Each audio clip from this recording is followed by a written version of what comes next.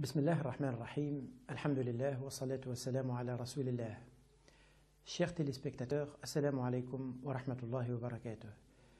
Nous allons nous arrêter aujourd'hui sur une parole du prophète sallallahu alayhi wa sallam. C'est une longue parole, un récit que le prophète sallallahu alayhi wa sallam avait fait un jour à ses compagnons, dans lequel il leur a relaté l'histoire de 3 personnes qui ont été éprouvées par Dieu.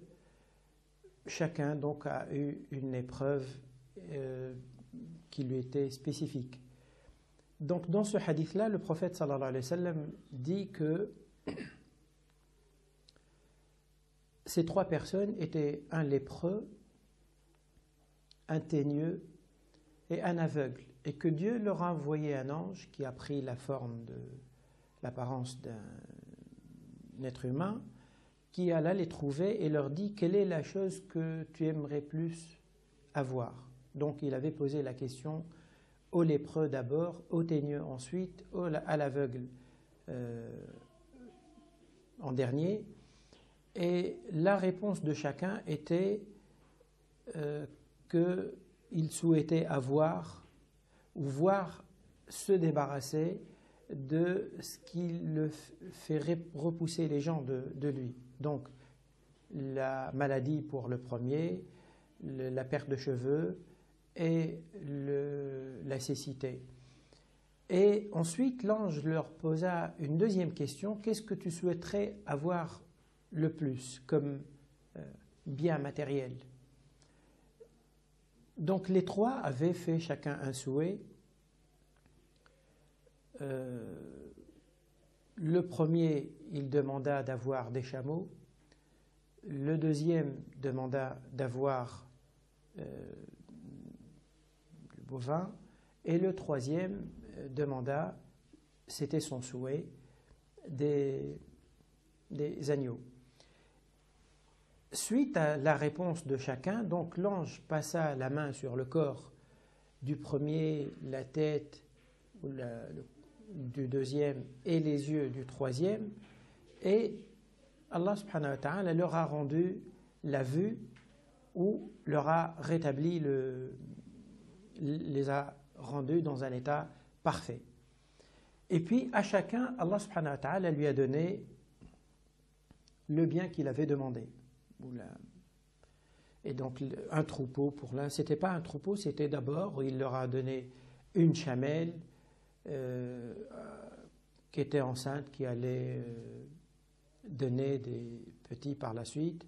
Pareil pour celui qui avait demandé des bovins, également pour celui qui a demandé des agneaux. Et puis l'ange part, les années passent, les mois et les années passent, et donc chacun s'est mis à fructifier le bien qu'il avait, de telle sorte que le premier a eu un grand troupeau de chameaux, puis un grand troupeau de bovins pour le deuxième, et un grand troupeau également d'agneaux pour le troisième.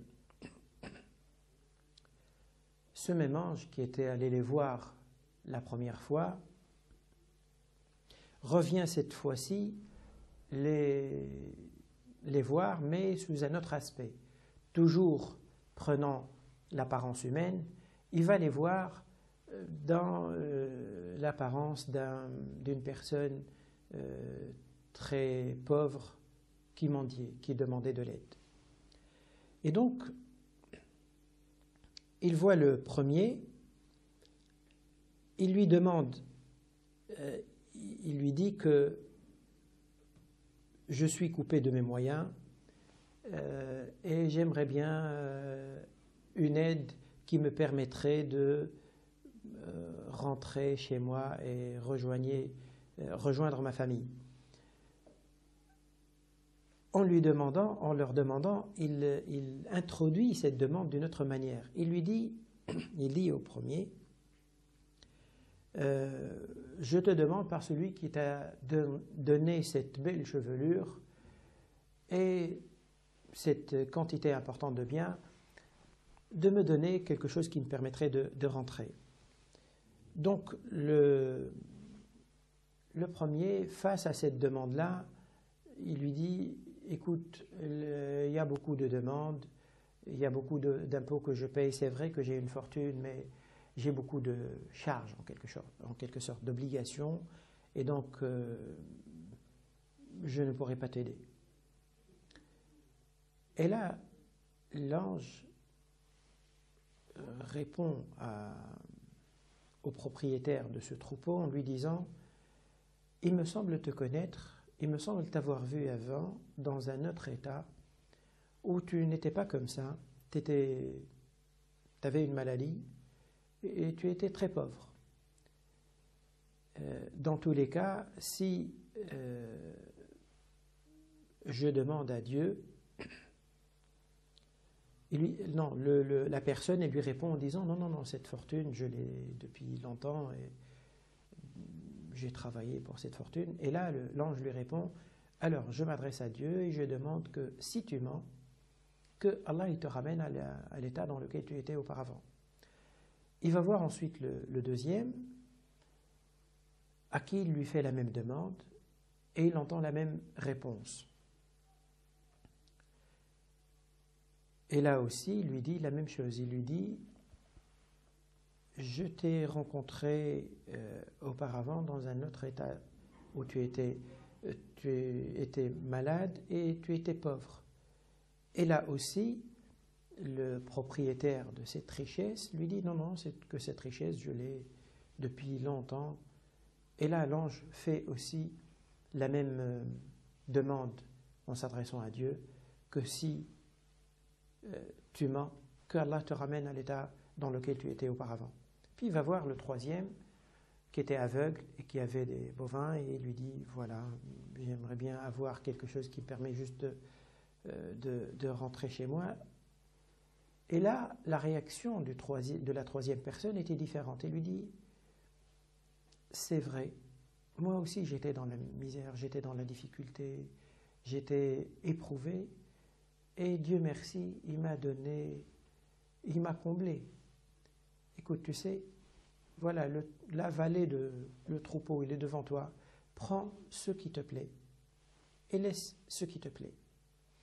Et là, l'ange lui dit, garde ton troupeau, que Dieu bénisse ta richesse, ton bétail. C'était une épreuve. Dieu vous a éprouvé les trois, tes deux amis à toi et toi, et ils ont échoué dans l'épreuve et tu as réussi. Je n'avais pas besoin réellement d'une aumône ou d'une aide, c'était juste une épreuve.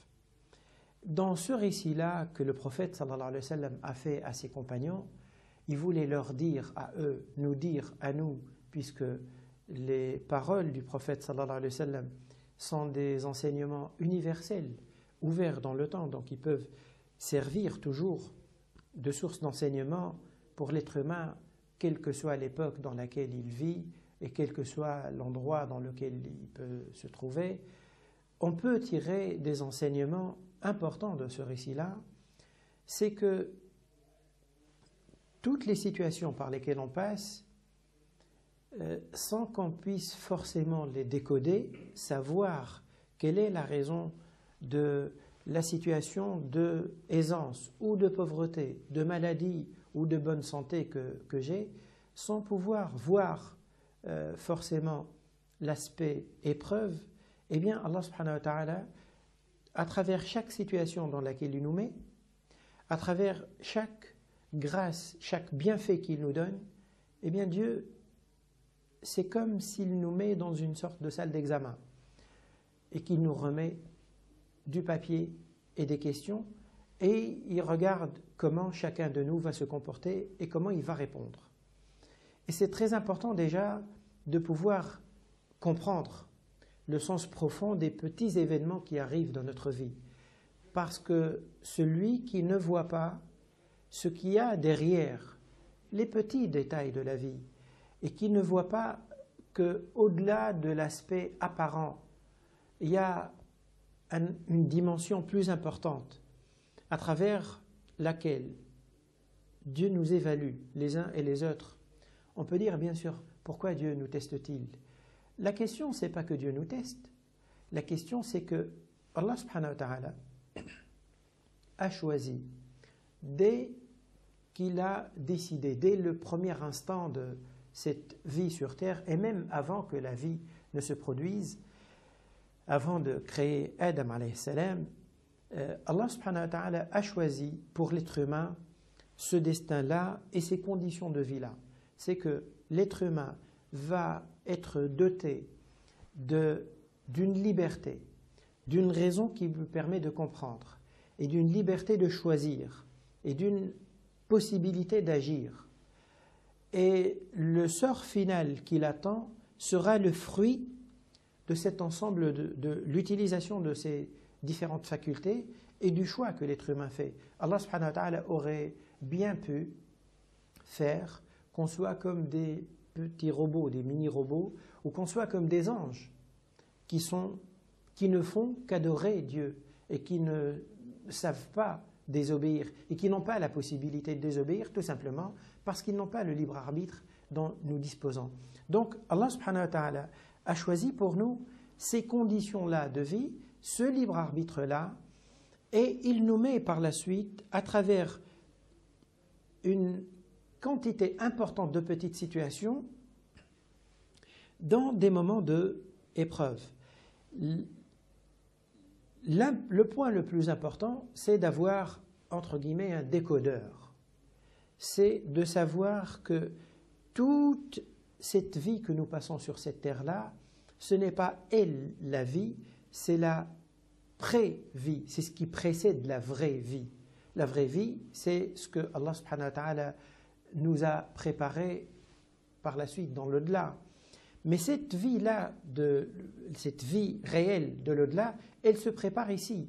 Elle se prépare à travers notre façon d'agir et la façon d'agir de chacun d'entre nous, qu'on soit conscient, qu'on soit inconscient, qu'on soit croyant, qu'on ne soit pas croyant. En tout cas, ça ne change rien.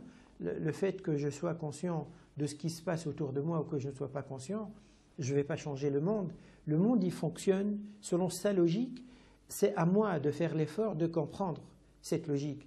Et je peux avoir l'attitude de l'autruche qui cache sa tête dans le sable et qui considère qu'il n'y a rien, il n'y a ni épreuve ni rien, il n'y a aucun sens, et je fonce et c'est tout dans la vie. En tout cas, ce n'est pas ça qui va faire que la logique de la vie change. Ce n'est pas moi qui la fixe, la logique de la vie.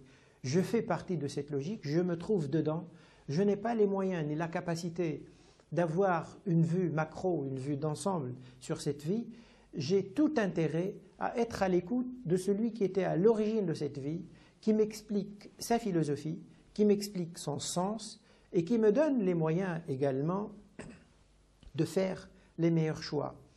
En nous disant donc, en nous faisant ce récit-là, le prophète sallallahu alayhi wa sallam nous dit: vous n'allez pas rencontrer un ange que vous allez voir un jour sous une apparence quelconque dans la vie, vous n'allez pas avoir une fortune comme celle-ci, mais dans la vie de tous les jours, vous gagnez des choses, vous vous trouvez avec un ensemble de moyens, eh bien, soyez bien conscients que tous ces moyens dont vous disposez, quand vous croisez quelqu'un qui est dans le besoin, quand vous croisez quelqu'un que vous maîtrisez une discipline parfaitement et vous rencontrez, admettons, un lycéen qui a besoin d'une aide, par exemple, dans votre compétence en physique ou en maths ou en histoire ou autre, si vous ne réalisez pas que là c'est une épreuve et que Allah subhanahu wa ta'ala attend de vous à ce que vous faites l'aumône ou la zakat de ce don